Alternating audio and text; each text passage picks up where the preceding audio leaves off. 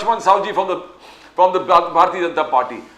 We are joined now by Gopal Tiwari ji. Gopal Tiwari ji from the Indian National Congress. Tiwari ji, welcome to the show, sir. Gopal ji, namaskar. Welcome to the show. You know, Tiwari साहब, you heard, आप सुने सावजी, लक्ष्मण सावजी साहब को सुने जो BJP के प्रवक्ता थे. Now he says, कल का जो आपका शो था, लक्ष्मण सावजी, बीजेपी का कहना था कि शिवाजी पार्क में उतना उत्साहित नहीं हुए, it was a flop show. How do you react? Because we also, crowds was amazing, पूरा भरा हुआ था, शिवाजी पार्क भरा हुआ था, सब इंडिया अलायंस के सब घटक दल के लोग वहां पर थे. आप कल के जो शिवाजी पार्क वाले चीज को कैसे डिस्क्राइब करेंगे Gopal Tiwari ji? How you going to describe it? Sir, मैंने अभी उनकी कुछ बातें सुनी. हाँ, थोड़ा उसके बारे में एक दो लाइन में बिल्कुल बोलिए सर, बोलिए.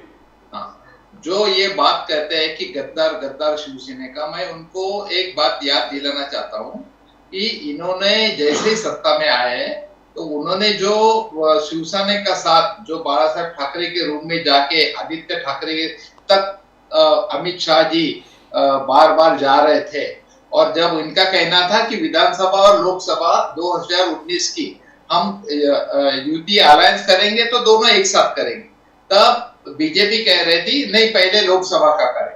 वो डटे हुए थे कि भाई ऐसा नहीं चाहिए, विधानसभा और असेंबली और पार्लियामेंट. तो फिर बाद में राजी हो गए, कई बार वो गए, उनकी मन धरने की, उनको बार बार रिक्वेस्ट की, तब जाके दोनों ने ज्वाइंट प्रेस कॉन्फ्रेंस लेके अलायंस किया. अभी 2019 के चुनाव के बाद क्या हुआ? चुनाव के बाद लोकसभा का चुनाव हुआ, विधानसभा का चुनाव हुआ. उसके बाद अगर हम देखते हैं तो बीजेपी क्लियर उनको टालना चाहती थी, या उनकी जो कमिटमेंट है वो देना नहीं चाहती थी, जैसे भी सीएम 2.5 साल के लिए वगैरह बोला था. अभी ये गद्दारी किसके साथ थी? इस सीधी बात है, बीजेपी ने शिवसेना का साथ थी, जहां तक पूरा सामने जो नजरिया आता था वो. और बाद में कई दिनों के बाद जब कोश्यारी राज्यपाल थे तो गवर्नर हाउस में ये सब लोग गए और बाहर आके मीडिया में बोला कि हम गवर्नमेंट नहीं बना सकते. अभी ये उनकी अंदरूनी बात है, तो ये ऐसा कहना कि भाई इनको तलवे चाट रहे, ऐसा कोई बात नहीं. देखो, हम तो पॉलिटिक्स के लिए आए, तो जो वास्तव जो प्राप्त परिस्थिति है उसमें हमारा फर्ज बनता था कि शिवसेना और राष्ट्रवादी का जो प्रपोजल आया 15 दिन के बाद हमने उनको सपोर्ट किया और एडमिट किया कि चलो हम महाविकास आघाड़ी बनाते. एक minimum governance, minimum common program के ऊपर हमने उसमें दी. और बाद में क्या हुआ? ये जो बोल रहे थे 5 साल एक ही सीएम था बीजेपी का, तो मैं याद दिलाना चाहता हूं, अब की बार 200 बार बोल रहे थे फडणवीस जी. क्या हुआ? 126 थे, और क्या हुआ? 126 की जगह 86 आ गए सर ओनली. और राष्ट्रवादी जैसे विखे पाटिल, मोहिते पाटिल और एनसीपी और कांग्रेस के जो छीना चिपटी करके ये जो लोग लिए इन्होंने 23 लोग, 23 मेरे पास लिस्ट है बाकायदा, जो 2019 तक बीजेपी, राष्ट्रवादी कांग्रेस और कांग्रेस के साथ थे. तो जब ये 200 पार 5 साल एक ही सीएम बीजेपी ने पूरी अच्छी सरकार दी, उसके बावजूद भी 126 के ऊपर से 83 पे आए, तब 22 लोग कांग्रेस राष्ट्रवादी के लेके 103 की मेजॉरिटी आई, तब इन्होंने गवर्नमेंट बनाया. वो फिर बनाया तो फिर क्या हुआ? वो 103 आके भी कुछ नहीं कर पाए, तो हमने महाविकास आघाड़ी का गवर्नमेंट दिया. तो ये रिजल्ट है. और बाद में ये छीना छिपटी, इनका आदरणीय हमारी अमृता भाभी बोलती थी कि रात को 12 बजे के बाद वो भेस बदल के जाते थे, पॉलिटिकल रॉबरी करके ये तो सत्ता में आए सर. ये क्या बोलते हैं इनके? और रही अभी छत्रपति शिवाजी महाराज की बात जो राहुल जी के ऊपर है, अरे भैया आपने करोड़ों रुपए लगा दिए, बड़ी एडवर्टाइजमेंट की, और अरबी समुद्र में छत्रपति शिवाजी महाराज का स्मारक हुआ कहाँ है? वो पैसे गए कहाँ है? आप लूट रहे देश को, राज्य को लूट रहे. आखिरी तक आपकी पैरों तले जमीन खिसक गई है, तभी तक आप जो आपके आइडियोलॉजी के साथ नहीं थे, आप जिनको भ्रष्टाचार करके जो बोल रहे थे, 8-8 दिन के अंदर उन्होंने लिया. मोदी जी, अशोक चौहान के बारे में क्या हुआ? मेरे पास अभी वीडियो है, मैं बताता हूँ, लेकिन सबको जानते हैं कि क्या बोल रहे थे. भाई शहीदों की जमीन खिसक लेने इतने बड़े आरोप किए। अरे तो भाई अगर ऐसा है तो आप उनको अरेस्ट करते थे, ईडी से इंक्वायरी करते तो 10 साल में आपने जो कहा था ना खाऊंगा ना खाने दूंगा, आप उसके ऊपर डटे रहते थे। लेकिन वो तो हुआ नहीं, ना खाऊंगा ना खाने दूंगा पद है, मैं खाऊंगा और आपको भी खिलाऊंगा, आप मेरे साथ आ जाओ, यही एक है प्रोग्राम। फादर ऑफ नेशन जो महात्मा गांधी को बोल रहे थे, तो फादर ऑफ डोनेशन हो गए सर। पूरी चुनाव कमिश्नर ने और thanks to election commission, sorry thanks to judiciary, the third pillar of democracy real, तो उन्होंने एक बात पकड़ के रखी, तब ये सब बातें सामने आई, नहीं तो ये कहाँ आती थी सर। इन्होंने ईडी और कई बार फटकार लगा चुके। गोपाल जी, और ये छत्रपति शिवाजी महाराज जी का राहुल जी ऑनर कर रहे, डिसऑनर कर रहे। आपने तो इतना बड़ा डिसऑनर किया है, पूरे महाराष्ट्र को गुमराह किया है, और आप क्या बोल रहे हैं। गोपाल जी, छत्रपति शिवाजी महाराज के बारे में कोश्यारी जी और कर्नाटक का जो सीएम बोल रहे, तब क्या कार्रवाई किया आपने। कितना बड़ा आंदोलन हुआ पूरे देश में, हिंदुस्तान में। उनके ऊपर तो आपने, अगर आप छत्रपति शिवाजी महाराज के बारे में इतना रिस्पेक्ट रखते हो, तो हमारा येडियुरप्पा जो कर्नाटक का सीएम है और जो महाराष्ट्र में जो उनके खिलाफ जो एलिगेशन किए गए, जो गंदी लैंग्वेज यूज की, उनके खिलाफ आपने क्या किया। गवर्नर के बारे में क्या किया, कोश्यारी के बारे में कुछ नहीं किया आपने। जिन्होंने ये अपने महात्मा फुले, सावित्रीबाई फुले, हमारे जो अस्मिता है, आइडल है महाराष्ट्र के, उनके बारे में कई कुछ किया, आपने कुछ नहीं किया उनका। और ये क्या सब दिखावा है, ये इनका जो मतलब पूरी करप्शन से भरी हुई पार्टी है। गोपाल तिवारी जी, एक चीज जो राहुल गांधी जी ने कहा कि राजा का आत्मा ईवीएम में है। राजा, that's a very significant statement. राजा का आत्मा ईवीएम में है। और फिर बीजेपी का रिस्पॉन्स आया कि जब कांग्रेस कांग्रेस विंस तो ईवीएम ठीक है, ममता बनर्जी जीतती है तो ईवीएम ठीक है, वाईएसआर हार गया। तो how do you see that? How do you see one Rahul Gandhi ji का bold statement about EVM and BJP response? कैसे देखते हो आप सर? सर देखो, उन्होंने बिल्कुल सही कहा। इसके बावजूद हमें राजस्थान की सत्ता मिली, कर्नाटक की सत्ता मिली, इसके बावजूद भी हम बोल रहे हैं कि वॉलेट पेपर पे जो है, बैलेट पेपर पे वोटिंग कीजिए और इलेक्शन लीजिए। हमने कहा था, जो एक्स इलेक्शन कमिश्नर है कुरैशी साहब, जी कृष्णमूर्ति, उन्होंने एक इंडियन एक्सप्रेस में आर्टिकल आया था, उन्होंने कहा था जो प्रोग्रेसिव कंट्रीज है, हमने उनसे सलाह मशवरा करनी चाहिए। अगर मैं इलेक्शन कमीशन होता तो मैं ये करता था कि भाई आप जो इतना एडवांस कंट्री है, तो आप ईवीएम के वोटिंग से आप बैलेट पेपर पे क्यों आए, उनसे पूछिए क्या कारण है। अच्छा, इसके बावजूद हमने पूरे इंडिया अलायंस ने इलेक्शन कमीशन को एक लेटर दिया कि हमें समय दीजिए, अभी तक समय नहीं दे रहे। तो ये क्या मतलब? जब सुप्रीम कोर्ट ने कहा कि इलेक्शन कमीशन सिलेक्शन में 3 लोगों की कमेटी होगी, एक जस्टिस खुद हो गए, एक ये पीएम हो गए, एक अपोजिशन लीडर होगा। क्या हर्ज है? अगर आपके मन में कोई पाप नहीं है, खोट नहीं है, तो ये इम्प्लीमेंट क्यों नहीं किया?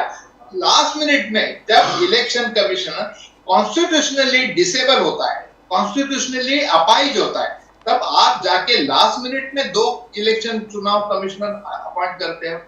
और रही बात ईवीएम की, तो बार बार हमारे खड़गे जी ने, इंडिया अलायंस ने ये बात उठाई। आज ये मीडिया नहीं बताता सर, इलेक्शन ईवीएम के लिए कई सुप्रीम कोर्ट के वकीलों ने बहुत बड़ा धरना दिया है जंतर मंतर पे, बहुत बड़ा रैली निकाला था। हम नहीं कह रहे, अच्छा हम ये just being a political party, हमें लोगों की जो भावना है, we have to respect all that public feeling, we have to maintain transparency. तो क्या बात है? तो हमने बोला, तो हम तो all we must open for all options. देखो, हमें तो लोगों का जो वोटिंग चाहिए, जो चाहिए, तो आप ट्रांसपेरेंसी रखो। आपको क्या प्रॉब्लम क्या है आपको बैलेट पेपर लिपे लेने पे? हम बोलते हैं ना, हमें कई स्टेट में पावर मिली, फिर भी हम कह रहे हैं कि कोई प्रॉब्लम नहीं। अगर कोई डाउट है, अरे राम जी का चरित्र का आप बार बार दाखला देते हैं, श्री राम भगवान की। अरे राम जी ने तो कोई एक छोटी सी एक गांव के एक किसी ने सीता जी के बारे में कुछ सवाल उठाया था, तो खुद भगवान राम ने अग्नि परीक्षा को देने के लिए उसको बोला था। तो आप क्या रामचरित्र श्री राम प्रभु राम का क्या आदर करते, कितना इम्प्लीमेंट करते आप, क्या मतलब है इसका? ऐसे गोपाल जी, मोदी जी का कहना है कि मैंने 10 साल में जो काम किया उसके बेसिस पे आप मुझे वोट देना, 400 प्लस, अब की बार 400 पार। आगे जाकर कह रहा है कि not only 10 years of transformation कहते हैं, but 25 years of plan, road map ahead, 25 साल में का रोड मैप बना के आपको दे रहा हूं। एक विकसित भारत, जो एक जबरदस्त इंडिया नंबर 1 जो होगा, उसका एक पूरा रोड मैप तैयार करके मैं आपके पास आ रहा हूं। Next 5 years is going to be the world 3rd biggest economy, उसका मैं प्लान किया हूं, रोड मैप बना दिया हूं।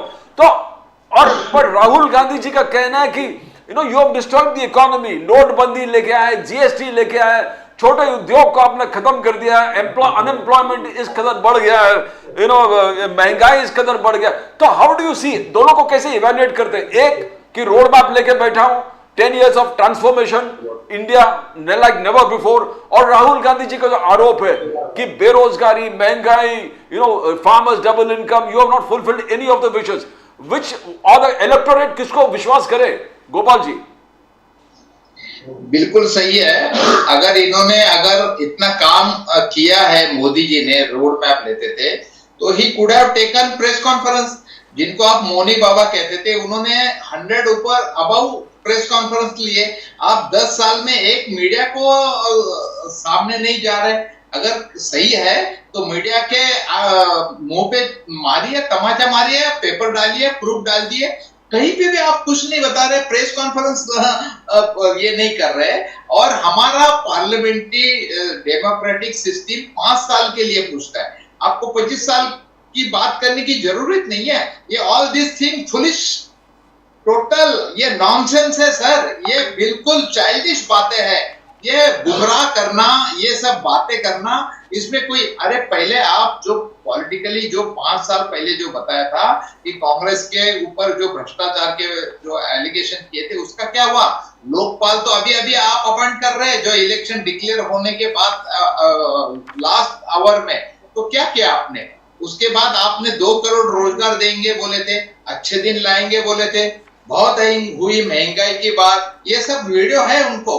2022 तक, अभी 24 चल रहा है, देश में कोई बिना मकान के नहीं रहेगा।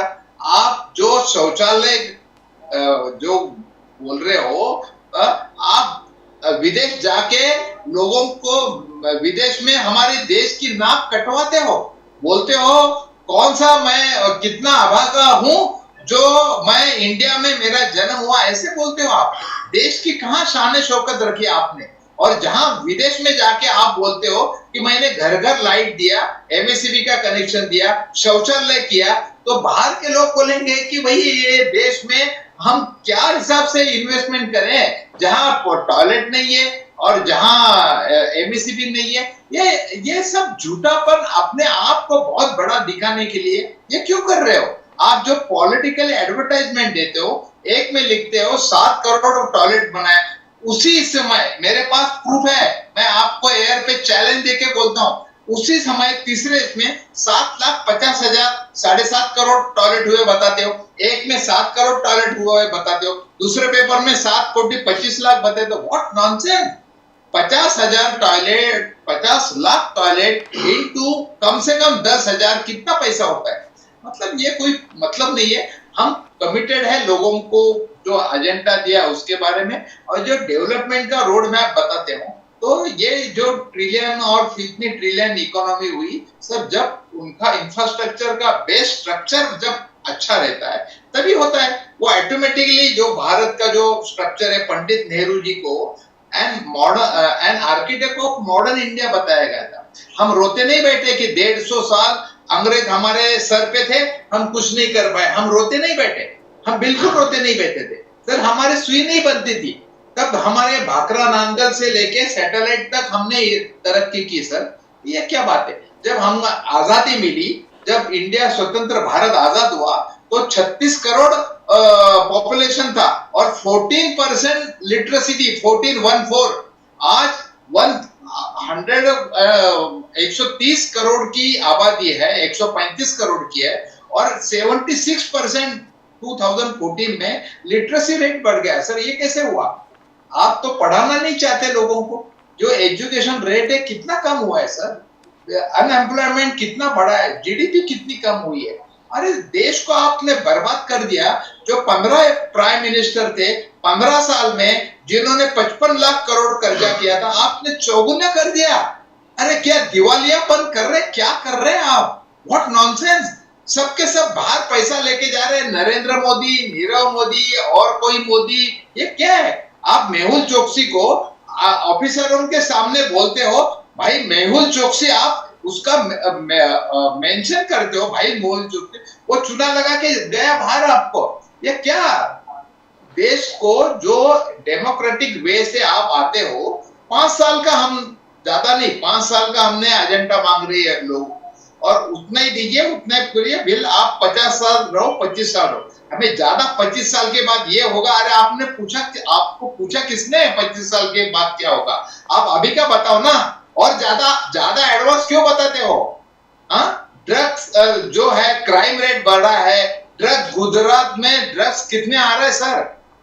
महाराष्ट्र में कितना ड्रग माफिया क्या हो गया? ये वसूली सरकार है। ये आपने बोला था जब महाविकास आघाड़ी की सरकार थी, परमवीर सिंह मुंबई का कमिश्नर थे, आपने बोला था 100 करोड़ और वसूली करते। क्या हुआ? परमवीर सिंह को सबको तो क्लीन चिट दे दी। बिल्कुल, जब आप सत्ता में आए तो कोई उसका सवाल जवाब नहीं, कोई इंक्वायरी नहीं, कुछ नहीं।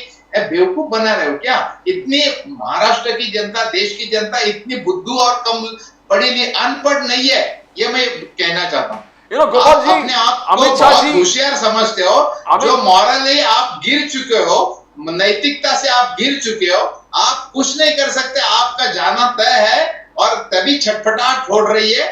इनको ये जानते हैं, हम सत्ता से अगर दूर हो गए तो इन सबको जेल जाना है, और 10, और that is final. Gopal ji, Amit Shah जी ने हमेशा ये हाईलाइट करते हैं कि देखो मोदी जी जितने प्रधानमंत्री, जैसे प्रधानमंत्री की सेना और सीमा पर अटैक हो गया तो हम चुप नहीं बैठेंगे, हम घर में घुसकर मारेंगे। अमित शाह जी का कहना है घर में घुस के मारेंगे। बालाकोट एयर स्ट्राइक, उससे पहले सर्जिकल स्ट्राइक से प्राइम मिनिस्टर मोदी साहब ने क्लियर कर दिया, zero tolerance to any kind of this terror activities. Amit Shah ji का कहना है, और कहना है कि देखो सुनिए, CAA is a law and it is has to be implemented across all states. No state on its own can stop the process of CAA. तो कैसे गोपाल जी आप इसको कैसे देखते हो? Why this statement?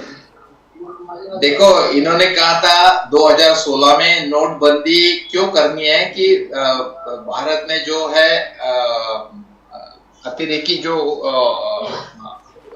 आतंकवादी हमले जो बढ़े हैं, तो जब नोटबंदी करने के बाद जो बालाकोट और वहां पे जो ये हुआ, आतंकी हमला हुआ, उनके पास 2-2 हजार के नोट लगे। जब तक लोगों को नहीं मिल रहे थे रोज के 2000 के नोट, रेड कलर के, सब मीडिया में आया। आप पुलवामा का कुछ कर नहीं पाए। और देवेंद्र सिंह जो रंगे हाथ पकड़ा गया था, उसके साथ 2 टेररिस्ट थे, उसको क्या हुआ? वो तो पुलवामा में, जम्मू कश्मीर में डिप्टी सुपरिटेंडेंट ऑफ सीआरएफ था, सेंट्रल रिजर्व पुलिस का डीवाईएसपी था। क्या हुआ उसका? किसी को आपने 40, हमारे सबके सब हिंदू जवान थे, तो क्या हुआ? कुछ नहीं हुआ। जब आपके नवाब ये अपने वहां के गवर्नर है सत्यपाल मलिक जो पूछ रहे हैं, आप उनको बोलते हो चुप बैठो। व्हाट नॉनसेंस, क्या चल रहा है? आप ऐसे देखो, बिल्ली जो है ना, बिल्ली आंख मिच के दूध पीती है, उसको लगता है मैं बहुत शयानी हूं, कोई देखता नहीं। ऐसा नहीं है सर वास्तव में। ये जो अमित शाह है, अभी इनका कैरेक्टर है क्या है सब मालूम है। पीछे किसको किसको तड़ीपार हुआ है, क्या हुआ है, अभी बाद में कैसे वो उनको क्लीन चिट मिल गया, क्या मिल गया, ये सब बातें है, ये दिखाने की बातें है, ये कुछ भी इनका जो पोजीशन है ना, तो ये जो बोलते वो छप के आता है, बस वही है। मतलब ये कुछ भी बोले वो कुछ भी छप के आता है मीडिया में, क्योंकि एज अ टुडे कौन से पोस्ट पे वो उसके कारण उनको पब्लिसिटी मिल रही है और रोज करोड़ों की एडवर्टाइजमेंट दे रहे हैं। सर ये क्या है? देश को दिवालिया बना रहे ये लोग, और कुछ नहीं है। लोग बहुत होशियार हो गए और क्या बात करते हैं आप? मतलब Gopal ji, we as a political observers would like that you give a fantastic image. Sarkar, you're saying very confident. Rahul Gandhi ji is very confident. Mallikarjun Kharge sahab is very confident that you are forming the government this time and Mr. Modi is not going to form the government.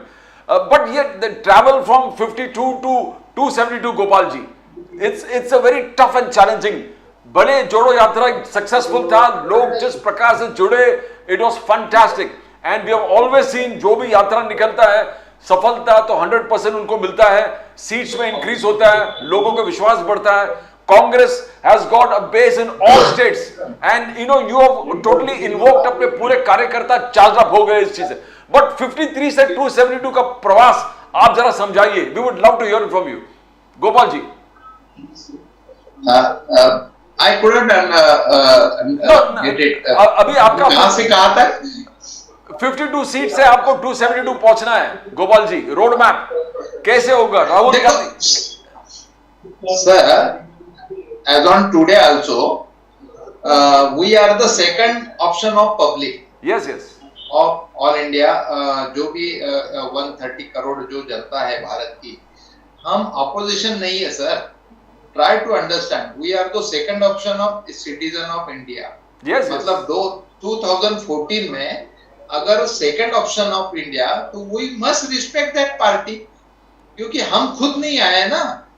तो ये जो बातें कर रहे हैं कि कांग्रेस मुक्त, what nonsense, क्या बोल रहे हैं आप पब्लिक का इंसल्ट कर रहे हैं. जिन्होंने, जो जनता ने आपको चुन के दिया, आपको बड़े भूल भुलैये देख के, आपके प्रति आस्था रख के, आपने कहा था काला धन इतना है कि 70 साल में बाहर का धन आएगा तो हर एक के खाते में 15-15, 20-20 लाख आएगा. लोग बेचारी गरीब जनता है, वो बाद में अमित शाह बोलते वो तो जुमला था.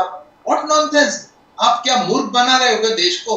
तो इसके लिए लोगों ने आपको प्रायोरिटी दी, हमको सेकंड प्रायोरिटी दी. हमारा 50 एटलीस्ट 50 है मेंबर ऑफ पार्लियामेंट, 3, 4, 5 राज्यों में हमारी सत्ता थी.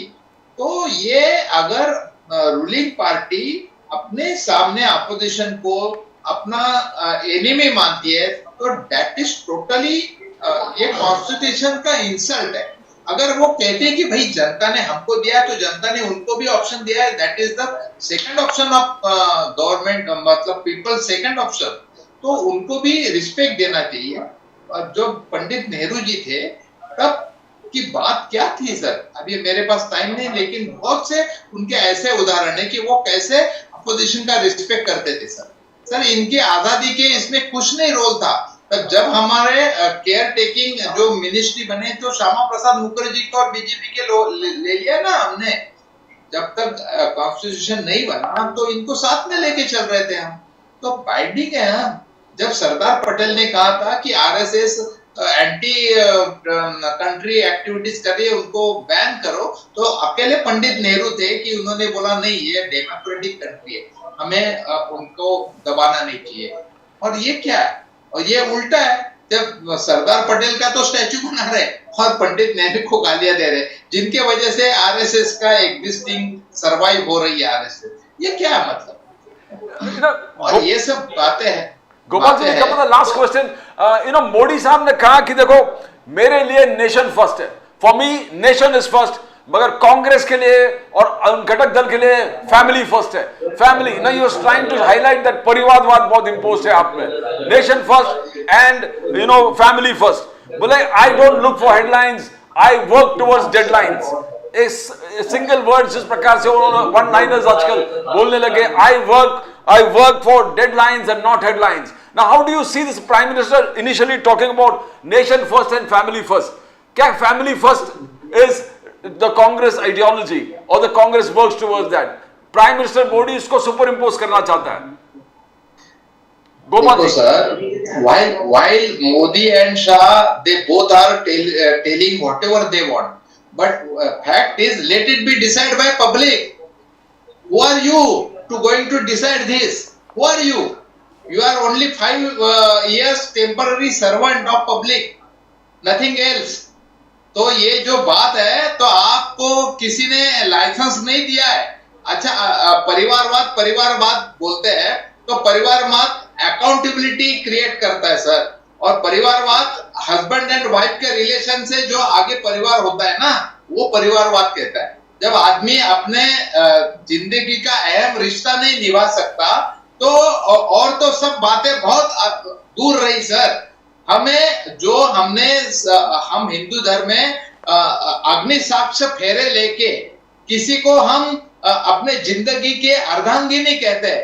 अगर उसके प्रति हम सीरियस नहीं रहते, अकाउंटेबल नहीं रहते, तो और बात है. और अकाउंटेबिलिटी क्रिएट, परिवारवाद मीन्स अकाउंटेबिलिटी, ये समझना चाहिए. और जब परिवारवाद है, तभी पंडित नेहरू, देखो सोनिया जी थी जिन्होंने अपने पति का धर्म निभा के, पति के परिवार में आके पति की अकाउंटेबिलिटी को अपना के जो उत्तरदायित्व निभा रही है, तो लोगों ने उनको बताया ना.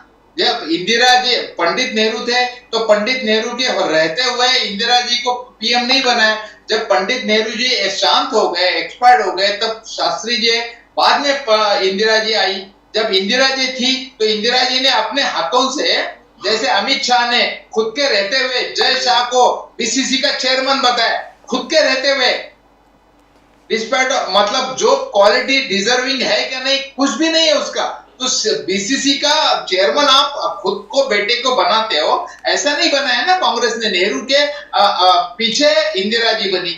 इंदिरा जी की जब हत्या हुई, तब सब लोगों ने मिलकर डिसाइड किया कि राजीव जी आप संभालो. जब राजीव जी की हत्या हुई, तो 8 से 10 साल के बाद लोगों ने बोला कि सर आपकी जो फैमिली है, तो ग्रेट डिवोशन है, उसको शहादत है, आपके फैमिली ने जो एक क्रेडिबिलिटी है देश में कमाई है, तो आप सोनिया जी आप आइए. तो 10 साल के बाद राजीव जी ने खुद के रहते हुए अपने वाइफ को नहीं बनाया कि खुद का रुतबा रखते प्रेशर करके मेरे वाइफ को बना, ऐसा नहीं किया ना. इतनी तो अकल है कि नहीं इनमें, कि क्या मतलब जिसके पीछे जो बना है, तो ये समझते नहीं है कि अंधे का मतलब, ये देखते हुए भी अंधे होते हैं, तो क्या करें हम. तो अच्छा, सेकंड थिंग, राहुल जी, सोनिया जी के बाद भी राहुल जी ने नहीं ये लिया. उसके बाद अगर खड़गे जी बनाया, तो डेमोक्रेटिक पार्टी है कांग्रेस, तो इलेक्शन हुई, शशि थरूर भी खड़े रहे, तो क्या हुआ. ये मतलब आपका कौन सा बीजेपी का है जो किसने पूछ के आपने गोवा में तो कितना ये किया कि भाई मोदी को पीएम का कैंडिडेट बनाओ करके, ये क्या हिसाब से किया था. राजनाथ सिंह थे तब कितना प्रेशर था. आपने जो एक दहशत दमनशाही के ऊपर आप बने, ये क्या है. ये लोग देखते हैं ना. आपकी कौन सी डेमोक्रेसी है बीजेपी में. आप बीजेपी का कार्यकर्ताओं को न्याय नहीं दे रहे, बाहर वालों को देते हैं. कल कांग्रेस के जो एक्स थे उनको राज्यसभा देते हैं और ये देते हो बेचारी ये मुंडे जी की ये लड़की है, और उनको कई लोग ऐसे हैं कि उनको राज्यसभा नहीं मिलती. आप खुद के पार्टी को, कार्यकर्ताओं को जस्टिस नहीं दे पा रहे. लोगों की तो बात बहुत दूर रही सर, बहुत दूर रही. क्या बात. Thank you, Gopal ji. Yesterday's rally was fantastic. India Alliance is all ready to take on 2024. Yes, sir. Thank you for being on the show. Thank you so much, Gopal ji. Thank you, sir. Namaskar. Rally was fantastic. They all say Shivaji Park, जो India Alliance के rally थे, it was wonderful. The 3 or 4 things that have fantastically come in favor of the Congress and the India Alliance. Sharad Pawar ji, Uddhav Thackeray ji, and just Prakash, Congress doing its best. Rahul Gandhi in Shivaji Park. We are connected now by Gurjot Singh